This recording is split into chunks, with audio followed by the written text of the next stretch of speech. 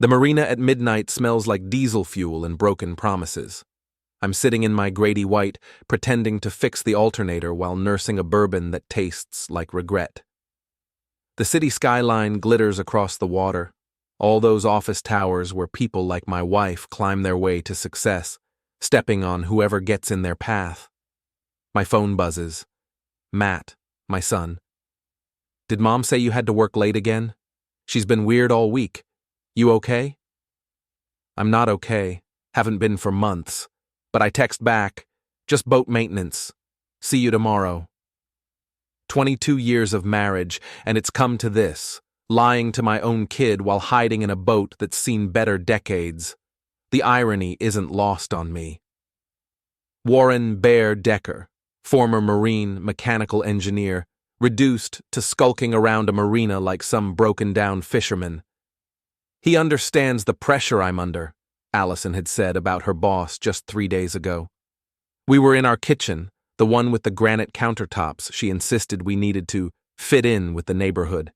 She was pouring wine, expensive stuff from some vineyard I'd never heard of. You never do. I nodded. What else was I supposed to do? Argue? Tell her that I understood pressure just fine, that I'd spent 2 tours in Afghanistan understanding pressure while she was in law school complaining about study groups? Instead, I told her I had a business trip to Chicago, packed my bag, kissed her goodbye in the lobby of her law firm like I had 100 times before. She tasted like mint and lies. What I actually did was drive straight to the airport Marriott and book room 714. The private investigator I'd hired 3 weeks earlier had done his homework. 32 pages of time-stamped photos, hotel receipts, and GPS logs that painted a picture clearer than any courtroom evidence. Their reservation showed room 716. Donnie Vance, the PI, had been thorough. 8 months of identical hotel charges on credit cards I thought were for client dinners. HR complaints against Gareth Whitmore that mysteriously disappeared. Joint account transfers to something called Whitmore Consulting LLC that I'd never authorized. The pieces fit together like a blueprint, and I've been reading blueprints my whole professional life. At 12:04 a.m., I knocked on room 716. Gareth Whitmore answered in a hotel towel, his silver hair still perfect despite the circumstances.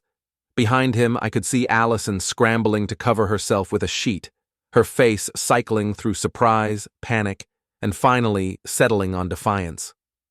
"Warren," she said, like she was greeting me at a school function. "This isn't what... Save it." I stepped into the room, noting how quickly Whitmore moved to position himself between us. Protective. How noble. "I've got 32 pages that say otherwise." I dropped the manila envelope on the bed between them. Photos spilled out, them entering the hotel, leaving together, holding hands in the parking garage of her firm. Whitmore's face went pale. "You can't," he started. "Already did." I was surprised by how calm my voice sounded. "Board of Directors gets copies in the morning, along with the financial records showing how you've been using my wife to funnel money through your consulting company." Allison wrapped the sheet tighter around herself. "Warren, please, we can talk about this." "We just did." I walked toward the door, then stopped. "Oh, and Gareth, your wife might be interested in these too. I hear divorce lawyers love documentation." The hallway carpet muffled my footsteps as I left them there, scrambling for damage control. In the elevator, I caught my reflection in the polished steel doors. For the first time in months, I was smiling. The parking garage was dimly lit, security cameras mounted in the corners like mechanical vultures. Whitmore's Mercedes sat in spot 23, gleaming under the fluorescent lights. I pulled out my pocket knife, the same one I'd carried overseas, and methodically punctured all 4 tires. The hiss of escaping air sounded like justice. I was sliding the knife back into my pocket when I noticed the camera directly above, its red recording light blinking steadily. Well, let them have their footage. By morning, Whitmore would have bigger problems than explaining flat tires. Back at the marina, the bourbon burns less than it did an hour ago. My phone stays silent, no frantic calls from Allison, no threats from Whitmore. They're probably too busy trying to figure out how much damage I can do. The answer is plenty. I've spent 22 years being the understanding husband, the one who nodded and smiled while my wife climbed the corporate ladder. I fix things, engines, plumbing, relationships that other people broke. I was reliable Warren, steady Warren, Warren who never made waves. But every man has his breaking point, and I found mine in room 716. The city lights blur across the water as I finish my drink. Tomorrow, the real work begins. Tonight, I'm just a guy on a boat, planning his next move in a game I never wanted to play. But I'm going to win it. Mrs. Krantz is watering her roses when I pull into my driveway the next morning. She's been our neighbor for 15 years, and in all that time, I've never seen those roses actually need water. What they need is gossip, and Mrs. Krantz provides it by the gallon. "Warren, dear," she calls out, her voice carrying that particular tone women use when they know something you don't know they know. I saw Allison's car at the Marriott yesterday. Business meeting? I grabbed my overnight bag from the truck bed, taking my time. Something like that. Funny thing, she continues, not even pretending to focus on the flowers anymore. I was having lunch there with my sister, and I could have sworn I saw her with that handsome boss of hers. What's his name? Whitmore? The spray from her hose catches the morning sunlight, creating tiny rainbows that seem inappropriately cheerful. Small world, I say. Indeed it is. She gives me a look that could strip paint. Indeed it is. Inside, the house feels different. Not physically. Allison's coffee mug still sits in the sink, her reading glasses on the kitchen counter where she left them. But the atmosphere has changed, like air pressure dropping before a storm. I pour myself coffee and check my phone. 17 missed calls from Allison, 12 from an unknown number that's probably Whitmore. No voicemails. Smart. Anything recorded could be used later. The coffee tastes bitter, but everything does now. My phone rings. Allison. "Warren, we need to talk." "No, we don't. Please, just listen. I listened for 8 months while you lied to my face. I'm done listening. It's not what you think." I laugh, and it sounds harsh even to me. It's exactly what I think. You're sleeping with your boss, funneling money through his company, and stupid enough to think I wouldn't figure it out. Silence on the other end. Then, "Where are you?" "Home. Our home. The one I've been paying the mortgage on while you played house with Whitmore." "I'm coming over." "Don't bother. I'm leaving for the office." Which is true. My engineering firm might be smaller than her prestigious law practice, but at least my partners don't require special mentoring sessions at hotels. The drive downtown gives me time to think. Allison will try damage control. She's good at that. Always has been. She'll minimize, rationalize, probably try to blame me for not being supportive enough of her career. Classic lawyer tactics. But I've got something she doesn't expect. Preparation. Donnie Vance meets me at a diner on 5th Street, the kind of place where the coffee's strong and nobody asks questions. He's a former cop, thick around the middle but sharp where it counts. We've worked together on industrial accident investigations, back when my job involved figuring out why things fell down. "You look like hell," he says, sliding into the booth across from me. "Feel worse. What else do you have?" He opens a folder, spreading documents across the Formica table. "More than you want, less than you need. Whitmore's been playing this game for years. There was another associate, Jennifer Walsh, about 3 years ago. Same pattern, mentoring, late nights, hotel receipts. What happened to her? Transferred to the Portland office, quietly, with a nice severance package and a non-disclosure agreement. I study the papers, bank records, travel expenses, email timestamps. He's done this before. Multiple times. Guy's got a system. Problem is, the firm knows and doesn't care. He brings in too much revenue." "What about HR?" Donnie snorts. "Tara Sims? She's been burying complaints about Whitmore for years. Word is she's got her own arrangement with management. Tara Sims, Allison's best friend since law school, the one who got her the job at the firm, the one who's been coming to our house for dinner parties, playing with our kids, pretending to be part of our family. How deep does this go? Deep enough. Your wife isn't the first, won't be the last, unless someone stops it. I gather the papers, my hands steadier than they have any right to be. Someone will. Back at my office, I spend the morning moving money. Joint accounts become individual accounts. Investment portfolios get restructured. I call our financial advisor, a guy named Pete, who's been handling our retirement planning for a decade. Warren, these are pretty significant changes. Does Allison know? She will. By lunch, I've locked down everything I can legally touch. It's not about the money. Well, not entirely. It's about control. For 8 months, Allison and Whitmore have been playing games with my life, my marriage, my finances. Now it's my turn. The afternoon brings a visit from Emily, my 17-year-old daughter. She shows up at my office unannounced, which isn't unusual. She's been doing that since she was old enough to take the bus downtown. Dad, Mom's freaking out. She says you're being unreasonable. Emily looks like her mother did at that age. Dark hair, sharp eyes, too smart for her own good. But she's got my stubborn streak, which means this conversation is going to be interesting. What else did she say? That you're going through some kind of midlife crisis, that you're trying to hurt her career because you're jealous of her success? I lean back in my chair, studying my daughter's face. She's fishing, trying to figure out what's really going on. Smart kid. What do you think? I think Mom's been acting weird for months, working late, taking calls in the other room, buying new clothes. She pauses. I think something happened, and now you're both acting like children. Out of the mouths of babes. Your mother made some choices, Em. Now we're all dealing with the consequences. What kind of choices?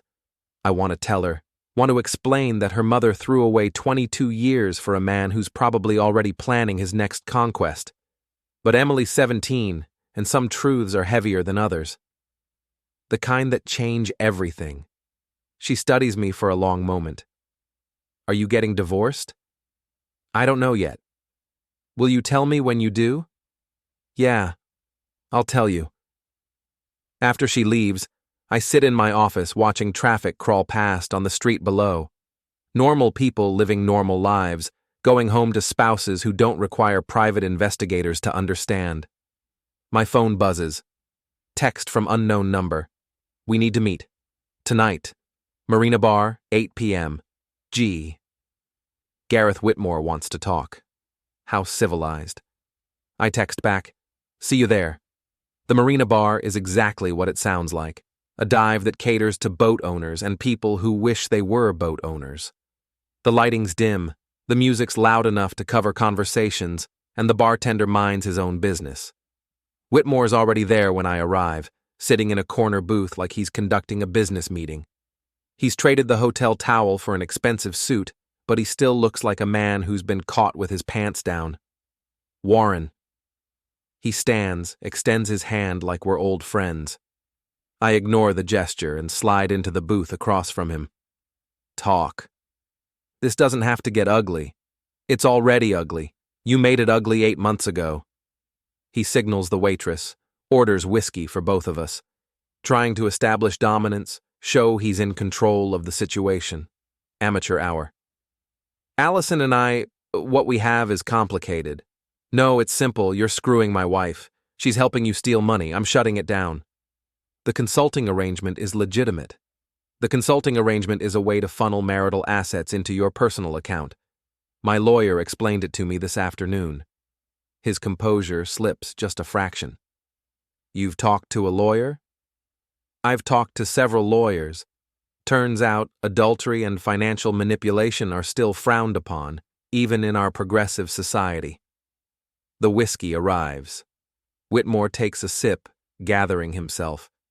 What do you want? I want my wife to stop lying to me. I want you to stop stealing from me. I want to go back to my life from 9 months ago. That's not possible. No, it's not, so we move to plan B. Which is? I lean forward, keeping my voice low. I destroy you, professionally, personally, completely. I've got documentation going back 8 months. Financial records, hotel receipts, photographs, HR complaints that mysteriously disappeared. I've got enough evidence to end your career and your marriage. You're bluffing. I pull out my phone, show him a photo from Donnie's file. Him and Allison in the hotel parking garage, her hand on his chest, both of them laughing like they're the only two people in the world. Does this look like a bluff? He stares at the image, his face going pale. What do you want? I want you to resign. Today. I want you to dissolve the consulting company and return every penny. I want you to stay away from my wife, my family, and my life. And if I don't, then tomorrow morning your wife gets a package. So does the State Bar Association. So does every partner in your firm. So does the local newspaper, because they love stories about corrupt lawyers. We sit in silence for a moment, the bar's noise washing over us like white noise. Finally, Whitmore speaks. You're making a mistake, Warren. Allison chose me. She chose this. You can't force her to come back. I'm not trying to force her to do anything. I'm just removing your ability to profit from it. He finishes his whiskey and stands. This isn't over. Yes, it is. You just don't know it yet. After he leaves, I sit alone in the booth, nursing my drink and watching the marina through the grimy window. Boats bob in their slips, secured by ropes and chains, and the promise that tomorrow the water will still be there. Some promises are worth keeping, others aren't. My phone rings. Allison. Warren, Gareth told me what you said. You can't do this. I already did. Please, we can work this out. We can go to counseling, figure out how to fix this. You should have thought about that 8 months ago. I made a mistake. You made a choice. Every hotel room, every lie, every dollar you helped him steal. Those were choices. I love you. The words hang in the air between us. 3 little syllables that used to mean everything. Now they just sound empty. No, you don't. You love what I represent. Stability, security, someone to fall back on when your exciting new life doesn't work out, but you don't love me. That's not true. Then prove it. Come home, end it with Whitmore, return the money. Show me I'm wrong. Silence stretches between us, filled with the weight of 22 years and the reality of what we've become. I can't, she whispers finally. Then we're done. I hang up and order another whiskey. Outside, the city lights reflect off the water, fractured and distorted by the waves. Beautiful in their brokenness, like everything else in my life right now. The next morning brings news that Gareth Whitmore has taken a sudden leave of absence. Tara Sims calls Allison at 6 a.m. I can hear her voice through the bedroom wall, high and panicked. Something about an internal review and HR protocols. I'm in the kitchen making coffee when Allison comes downstairs. She's dressed for battle. Power suit, perfect makeup, hair pulled back in that style she uses when she's trying to intimidate opposing counsel. But her hands shake as she pours coffee, and she won't meet my eyes. Warren, what did you do? I had a conversation with your boyfriend. Apparently, he decided discretion was the better part of valor. The firm is conducting an investigation. They're asking questions about our relationship, about the consulting work. I turn to face her, leaning against the counter. What kind of questions? You know what kind. Actually, I don't. See, I'm not a lawyer. I'm just an engineer who pays attention to details. So why don't you enlighten me? She sets down her coffee mug harder than necessary. They want to know if our relationship affected my work, if there were any financial irregularities, if I received preferential treatment. Did you? That's not the point. That's exactly the point. Did you get promoted because you're good at your job, or because you're good at other things? The slap comes fast, sharp across my cheek. For a moment we both stand frozen, surprised by the violence of it.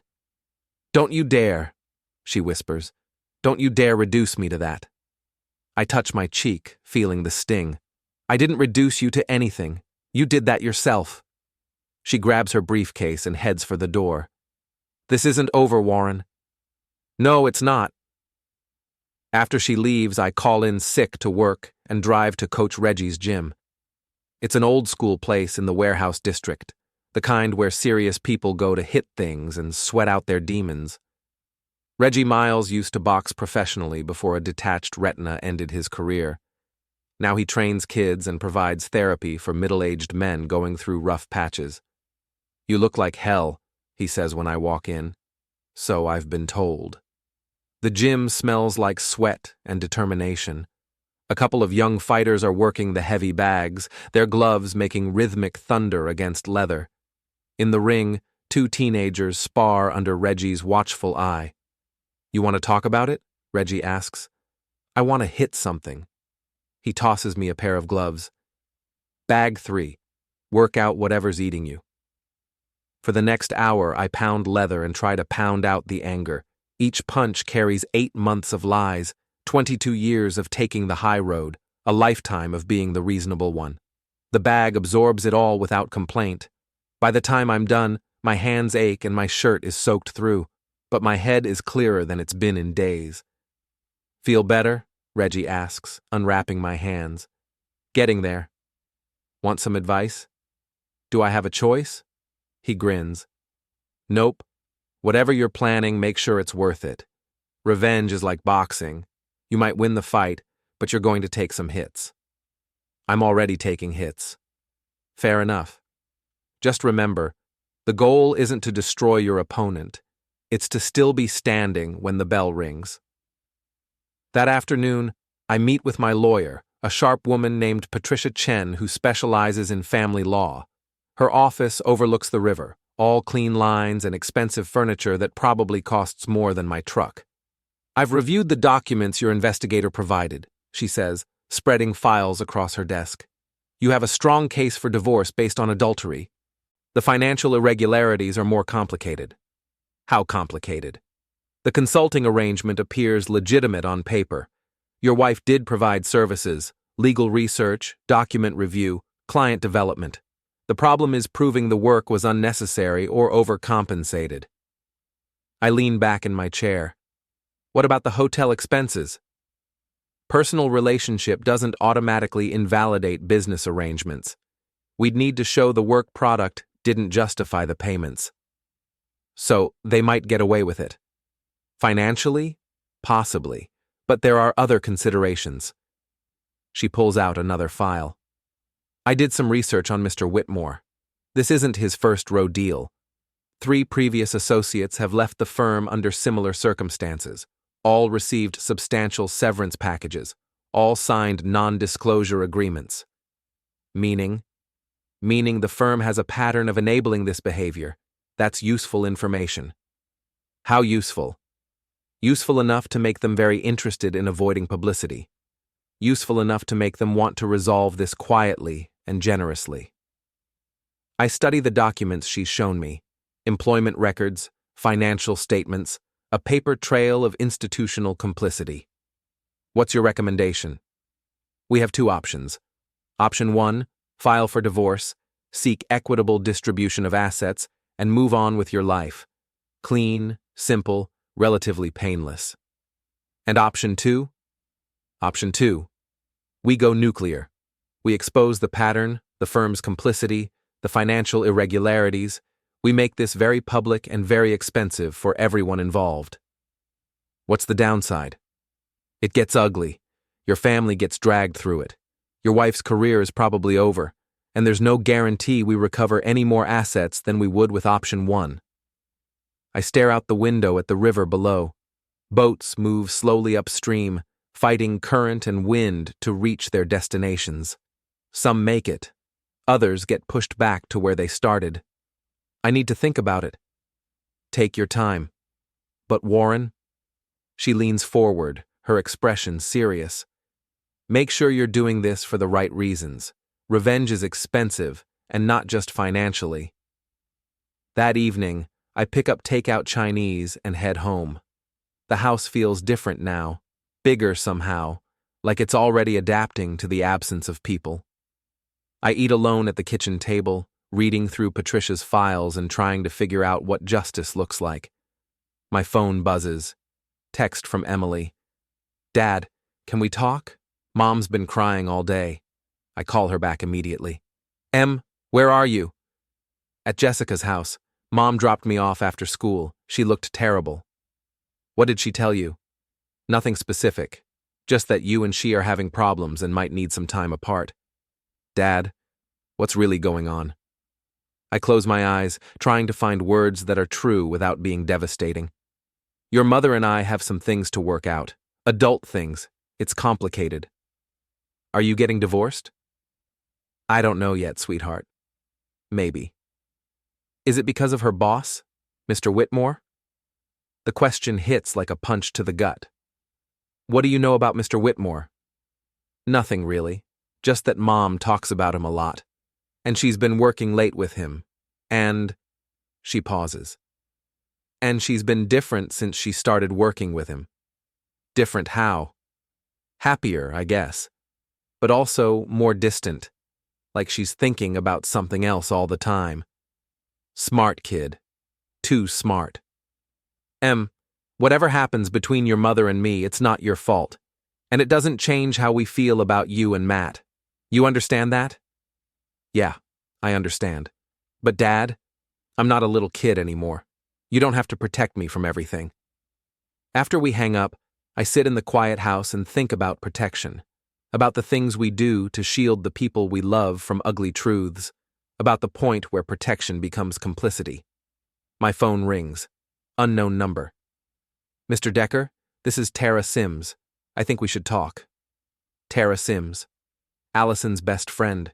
The HR director who's been burying complaints about Whitmore. I'm listening. Not on the phone. Can you meet me tomorrow? Somewhere private? Why would I want to do that? Because there are things about this situation you don't understand. Things that affect more than just your marriage. I consider hanging up. Consider telling her exactly what I think of people who enable predators for profit. Instead, I hear myself saying, where and when? Riverside Park, tomorrow at noon, the bench by the fountain. I'll be there. Mr. Decker, come alone, and don't tell Allison we're meeting. The line goes quiet. I set the phone down and pour myself a drink, staring out at the dark street beyond my kitchen window. Normal houses with normal families dealing with normal problems. But normal is relative, and I stopped being normal the moment I knocked on room 716. Tomorrow, I find out just how deep this rabbit hole goes. Riverside Park at noon is full of joggers and dog walkers, people living their uncomplicated lives in the sunshine. I find Tara Sims sitting on the bench by the fountain, looking nothing like the confident HR director I've met at company parties. She's wearing jeans and a baseball cap, sunglasses that hide her eyes. Thank you for coming, she says as I sit down beside her. Talk. She watches a woman throwing a tennis ball for her golden retriever, the dog bounding through the grass with simple joy. How much do you know about Gareth Whitmore's history at the firm? Enough. Serial predator, pattern of behavior. Firm covers it up because he brings in revenue. That's the surface. The reality is more complicated. She reaches into her purse and pulls out a manila folder, hands it to me. Jennifer Walsh, the associate who transferred to Portland 3 years ago? She didn't just get a severance package, she got a settlement. $200,000 to keep quiet about what Whitmore did to her. I open the folder. Bank records, legal documents, email chains. The picture they paint is uglier than I expected. He assaulted her. Not physically, but he made her life hell when she tried to end their relationship. Sabotaged her cases, had her excluded from important meetings, spread rumors about her competence. Classic retaliation. Why are you telling me this? Tara removes her sunglasses, and I can see the exhaustion in her eyes. Because I'm tired of covering for him. Because I've spent 5 years burying complaints and watching good lawyers leave the profession. Because what he's doing to your wife is just the latest chapter in a very long story. What he's doing, Allison made her own choices. Did she?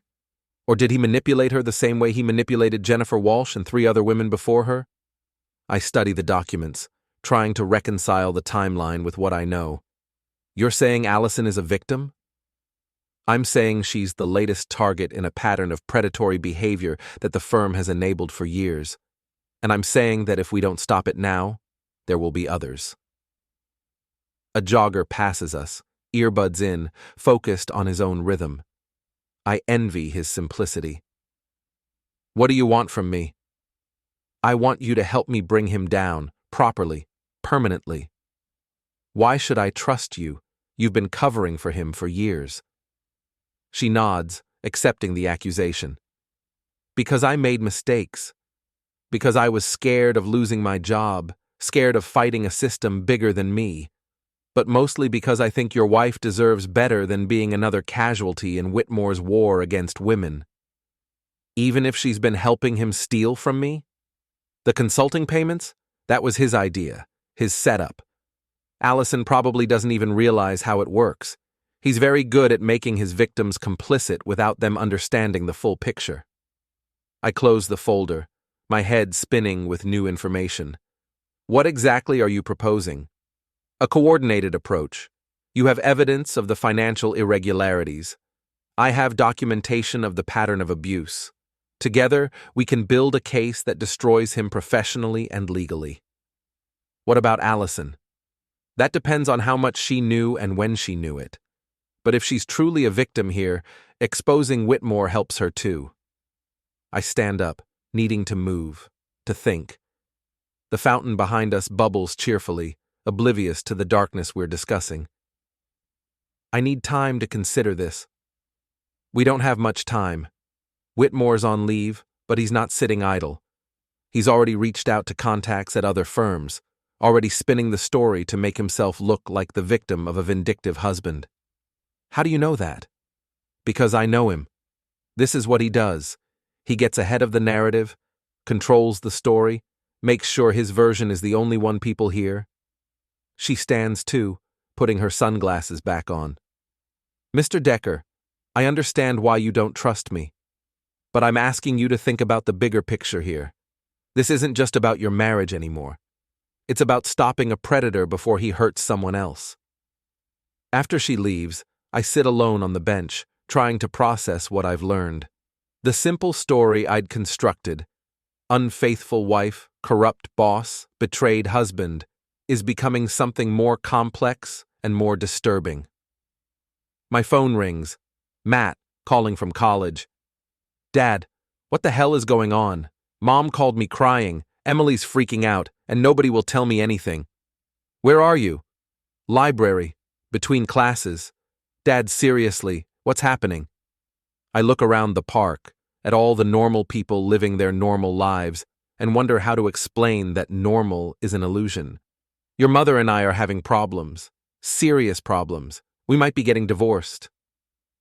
Silence on the other end. Then, because of her boss? How do you... Emily told me. She's not stupid, Dad. None of us are. We've all noticed how different Mom's been acting. What has she told you?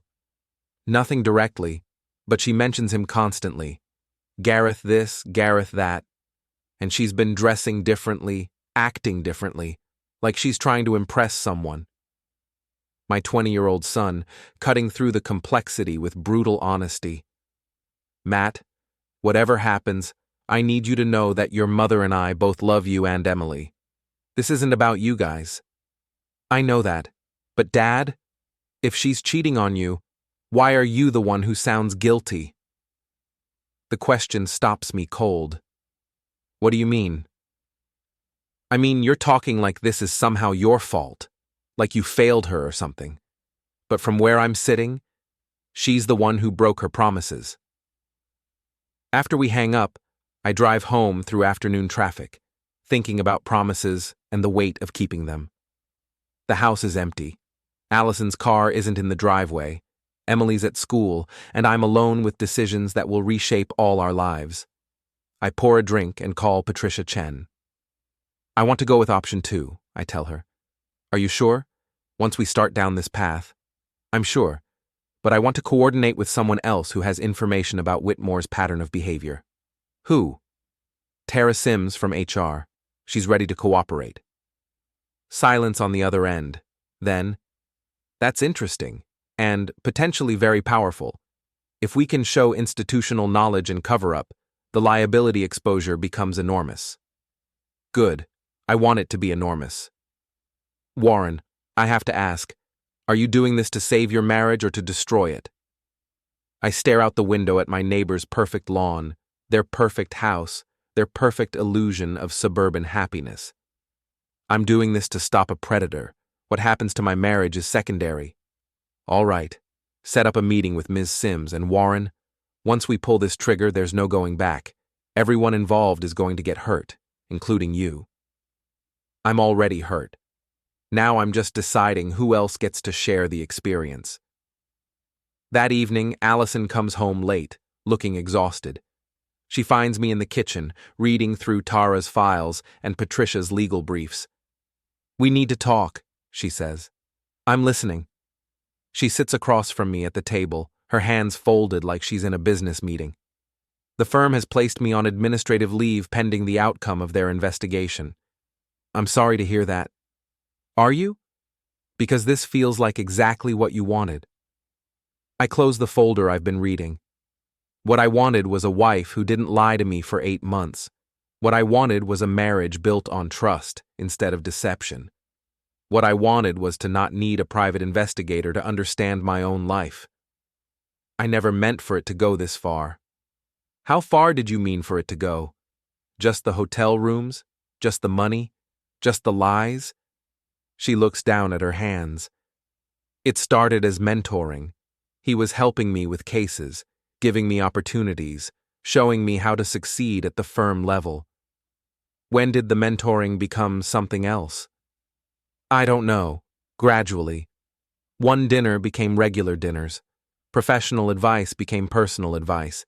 He understood the pressure I was under in ways that you never could. Because I'm just an engineer. Because you're content with where you are.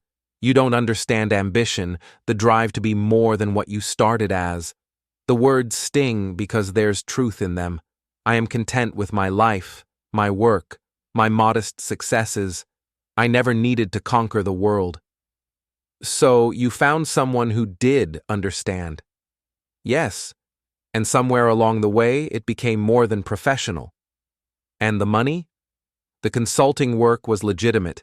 I did research, reviewed contracts, helped with client development. At $200 an hour for work any paralegal could do. She meets my eyes for the first time. I earned that money. By providing legal services or other services? The slap comes faster this time, harder, but I don't flinch. I earned it, she repeats.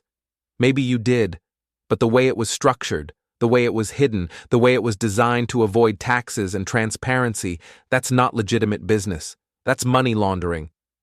You don't understand. I understand perfectly. Whitmore set up a system to funnel marital assets into his control while making you complicit in the process. Classic financial abuse. Financial abuse? Warren, I'm not some helpless victim. Aren't you? When did you first realize the consulting payments were coming from our joint accounts? When did you first understand that you were helping him steal from your own family? The color drains from her face. That's not... He said the firm was paying... The firm was paying, with money transferred from accounts I thought were for our retirement, our kids' college funds, our future. She stares at me, the reality finally sinking in. I didn't know. But you suspected. Somewhere in the back of your mind, you knew something wasn't right. You just chose not to ask questions because you liked the money and the attention and the feeling of being special. That's not fair. None of this is fair, Allison. But it's the truth. We sit in silence for a moment. 22 years of marriage reduced to accusations and revelations across a kitchen table. What happens now? She asks finally. Now you decide who you want to be. The woman who got manipulated by a predator, or the woman who chose to help him hurt other people. What do you mean? I slide Tara's folder across the table. Jennifer Walsh, Rebecca Martinez, Sarah Thompson. 3 other women who got the same treatment you did. The same mentoring, the same special attention, the same financial arrangements. And when they tried to leave, the same retaliation. She opens the folder, her face growing pale as she reads. I didn't know about any of this. Now you do. The question is, what are you going to do about it? What are you asking me to do? I'm asking you to help stop him, to cooperate with the investigation, to tell the truth about what happened, to make sure he can't do this to anyone else. And if I do, then maybe you get to be the victim instead of the accomplice.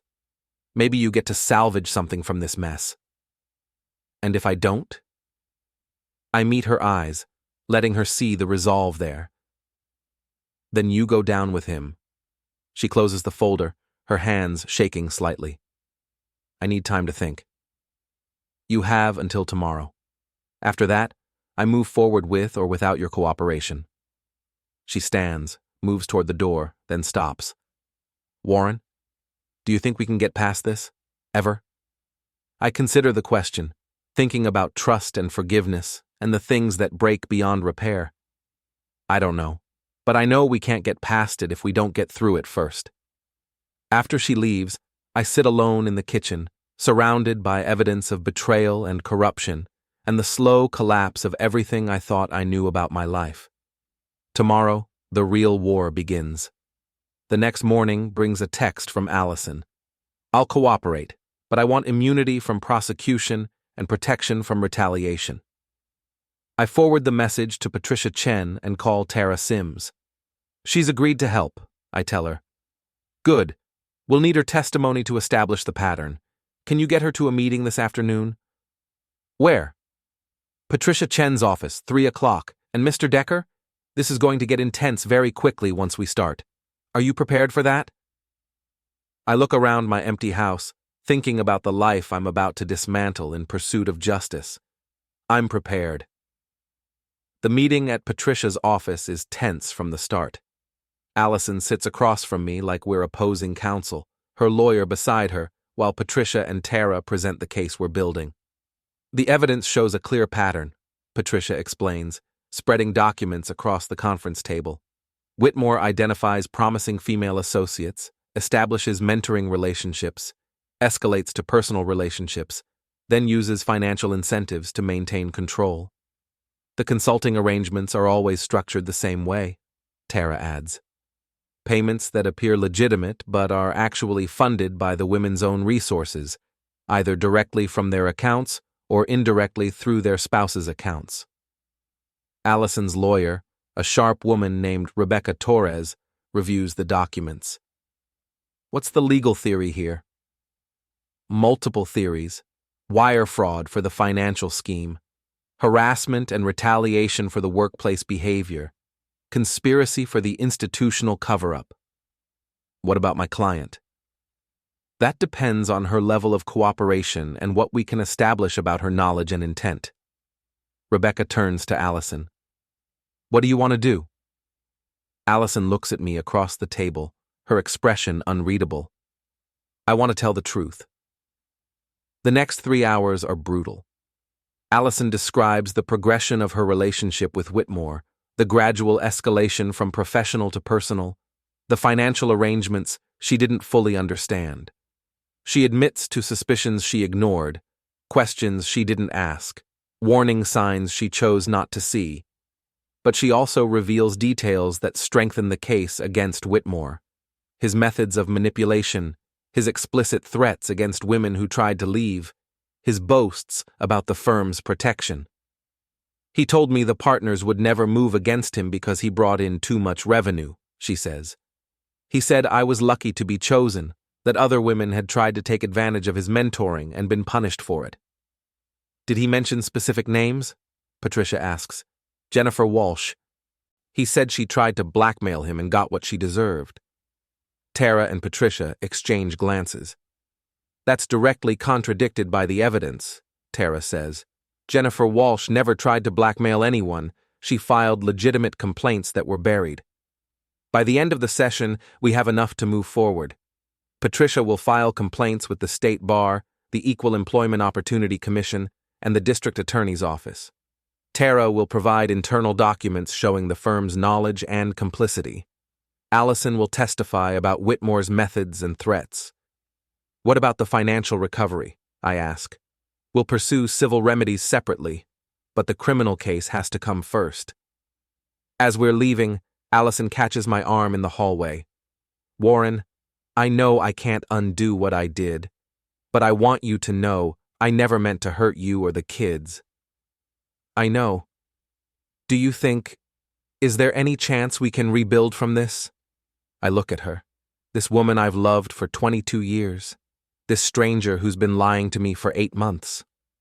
I don't know, Allison. Right now, I'm just focused on making sure Whitmore can't hurt anyone else. And after that, we figure out who we are without all the lies between us. The next week moves quickly. Patricia files the complaints, and the story breaks in the local legal newspaper. Prominent attorney under investigation for harassment and financial fraud. The story is picked up by larger outlets, and suddenly, Gareth Whitmore's name is associated with scandal instead of success. The law firm moves into damage control mode, suspending Whitmore without pay and hiring an outside firm to conduct a comprehensive review. 3 more women come forward with similar stories, and the State Bar opens a formal disciplinary proceeding. Whitmore's response is predictable. He denies everything, claims he's the victim of a vindictive husband and disgruntled employees, threatens lawsuits for defamation, but his denials sound hollow against the weight of documented evidence. The personal cost is significant. Emily struggles with the publicity, embarrassed by the attention at school. Matt comes home from college to provide support, angry at his mother but trying to understand. Our neighbors watch with the fascination of people observing a car accident. But there are unexpected benefits too. Jennifer Walsh calls to thank me for giving her the courage to speak publicly about what happened. 2 of the other victims reach out to offer support and share their stories. Even some of Whitmore's former colleagues privately express gratitude that someone finally stood up to him. The country club where Allison always wanted to be accepted becomes the site of our final confrontation. The annual charity gala, the kind of event where the legal community gathers to see and be seen. Allison isn't invited this year, but I am. My engineering firm is a sponsor, and I have every right to attend. Whitmore is there, defiant despite the scandals swirling around him. He's surrounded by a small group of supporters, men who share his view that he's being persecuted by politically correct hysteria. I watch him from across the ballroom, this man who dismantled my marriage and tried to destroy my family for his own gratification. He looks smaller than I remember, diminished by the weight of public scrutiny. The confrontation comes when he approaches me at the bar. Satisfied? He asks, his voice low and bitter. Getting there. You've destroyed a good man's career over a personal grudge. I've exposed a predator's pattern over multiple victims. There's a difference. Allison came to me willingly. Everything we did was consensual. Jennifer Walsh was consensual too. Rebecca Martinez? Sarah Thompson? His composure slips. You don't understand the dynamics of these relationships. I understand that you're a predator who uses power and position to manipulate vulnerable women. I understand that you've been doing it for years while the firm looked the other way. You self-righteous bastard. You think you're some kind of hero? I think I'm a man who got tired of watching bullies hurt people. He steps closer, his voice dropping to a whisper. This isn't over. I'll destroy you in court. I'll take everything you have. You already tried to take everything I have. The difference is, now everyone knows what you are. Security moves in before the confrontation can escalate further, but the damage is done. The entire ballroom has witnessed Whitmore's mask slip, seen the anger and entitlement beneath his polished exterior. As he's escorted out, he turns back to me one final time. You've won nothing, he shouts. You're still a mediocre engineer married to a woman who chose someone else. That doesn't change. The ballroom falls silent, everyone watching to see how I'll respond. I could let it go, take the high road, be the better man. Instead, I walk to the microphone at the front of the room. Ladies and gentlemen, I'd like to say a few words about justice. The crowd settles, curious about what's coming next. 6 months ago, I discovered that my wife was having an affair with her boss. That's a personal matter, the kind of thing families deal with privately.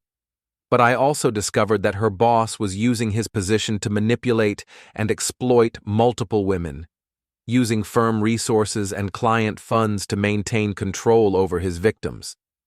Murmurs ripple through the crowd. I can see phones coming out, people recording what might become a viral moment. Gareth Whitmore isn't just an adulterer. He's a predator who's been enabled by institutional complicity for years. The women he's hurt deserve justice. The profession he's disgraced deserves accountability. And the community he's betrayed deserves the truth. I pause, looking out at the faces in the crowd. Some supportive, some skeptical, all paying attention. I'm not a hero. I'm just a man who got tired of watching powerful people hurt others without consequences. But if my personal pain can prevent someone else's professional destruction, then maybe something good can come from something terrible. I step away from the microphone to scattered applause and return to the bar. The bartender, a young woman who's been watching the drama unfold, pours me a drink without being asked. "That took guts," she says. "That took anger. There's a difference." But as I look around the ballroom, seeing people approach the women who've come forward to offer support, seeing conversations that might lead to policy changes and cultural shifts, I think maybe anger directed at the right target can accomplish something worthwhile. My phone buzzes. Text from Allison. "Saw the video online. Thank you for making it about more than just us." I don't respond immediately.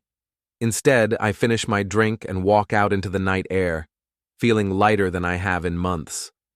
The marina is quiet when I reach my boat, just the sound of water against hulls and the distant hum of the city. I sit in the cockpit with a beer, looking out at lights reflecting on the dark water. My phone rings. Emily. "Dad, I saw what you did tonight, at the gala. How do you feel about that?" Proud, and scared, and sad, but mostly proud. "It's going to be complicated for a while, Em. The publicity, the legal proceedings, figuring out what happens with your mother and me." "I know. But Dad, what you said about stopping powerful people from hurting others, I think that matters more than the complicated stuff." After we hang up, I sit in the quiet darkness and think about the future. The divorce proceedings will be messy. The criminal case against Whitmore will take months to resolve. The civil litigation could drag on for years. But tonight, for the first time since I knocked on room 716, I feel like I'm moving forward instead of just reacting to betrayal. The water laps against the boat's hull, a steady rhythm that sounds almost like applause. Tomorrow will bring new challenges, new complications, new consequences for the choices I've made. Tonight, though, I'm just a man on a boat, watching the city lights and knowing that sometimes the right thing and the hard thing are exactly the same thing. The villain they wanted is the hero they got, and I'm finally okay with that.